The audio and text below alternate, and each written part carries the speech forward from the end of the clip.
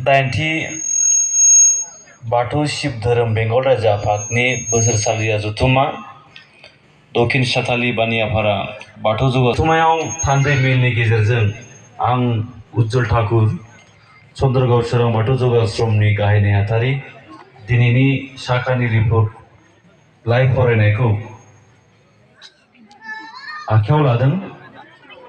बेखौनो आं फोरमायनो लुबैदों जोंनि चन्द्रगाव बाथौ जौगाश्रमाव जे जों शिबलिंग दा जे बे मन्दिर दङ, बे मन्दिरा माखासे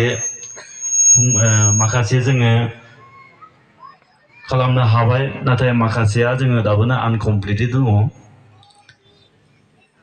तो बेनिखायनो आङो स्टेट कमिटिनिफ्राय माखासे अनसुंथाइ माने रांनि रिपर्टमोन।